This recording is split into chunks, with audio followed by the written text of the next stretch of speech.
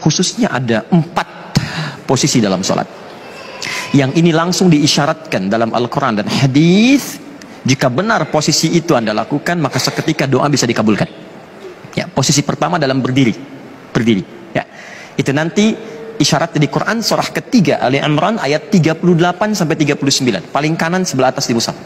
Ya, jadi Nabi Zakaria pernah melakukan itu sholat. Beliau pernah sholat dalam berdirinya meminta kepada Allah supaya diberikan keturunan. Padahal istrinya divonis monopos dan mandul, maaf. Ya, divonis secara medis gak mungkin punya keturunan. Beliau kemudian sholat, dahsyatnya sholat ketika minta, berdiri beliau mohon kepada Allah. Hunalika da'a Zakaria rabbah, qala rabbi habli min ladunka dzurriyyatan thayyibah. Ya, Nabi Zakaria katakan, ya Allah, orang mengatakan aku gak mungkin punya keturunan. Aku hanya minta darimu yang tidak punya batas dalam kemungkinan. Begitu dikatakan innaka sami'ud du'a, engkau pasti mendengar doa hamba, maka turun jawaban ayat 39. Fanadatul malaikatu wa huwa qa'imun yusalli fil mihrab. Maka turun malaikat sedangkan beliau masih berdiri dalam salatnya. Annallaha yubashshiruka bi Yahya. Allah kasih kabar gembira, Anda akan punya anak. Namanya langsung dari Allah Yahya. Baik ya, jadi posisi berdiri. Dijawab kemudian di Quran surah kedua untuk umatnya Nabi Muhammad.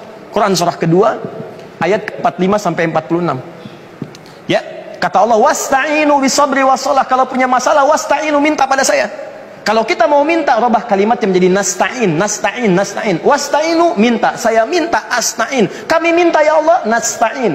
Kepadamu kami minta, iyyaka nasta'in. Kapan Anda baca kalimat iyyaka nasta'in dalam salat? Al-Fatihah. Iyyaka na'budu wa hadis qudsi dari Anas bin Malik. Ketika Anda membaca iyyaka na'budu wa iyyaka nasta'in, kata Allah, hadza baini wa baina 'abdi. Ini perjanjian antara aku dan hambaku. Wali 'abdi, kalau hambaku benar berdiri salat sampai bacaan itu, masalah apapun yang dia minta aku kabulkan. Kalau Anda pada saat itu minta dikabulkan, mau minta apa? Pikirin dulu, nanti saya jawab lagi. Kemudian ruku dan sujud. Ruku sujud ada di Quran surah ke-48 ayat 29, paling kanan agak ke bawah.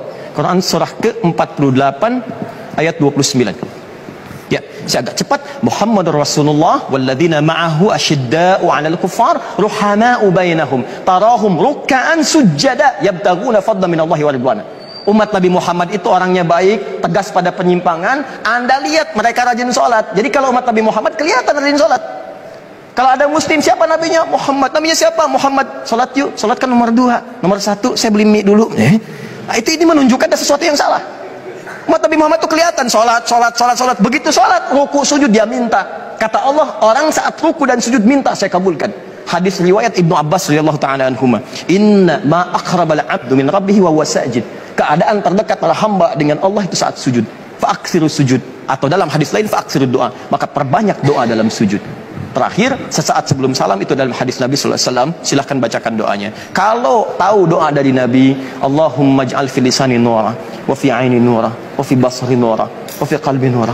Ya Allah, jadikan wajahku bercahaya, pandanganku ada cahaya, hatiku bercahaya, dan semua terbimbing pada kebaikan. Maka tanamkan cahaya dalam jiwaku yang tidak menjauh darimu. Anda bacakan lafadznya. Tapi kalau tidak paham, cukup Anda sampaikan dalam hati, tidak perlu dilafadzkan. Karena tidak boleh melafadzkan sesuatu dalam sholat di luar apa yang telah dicontohkan.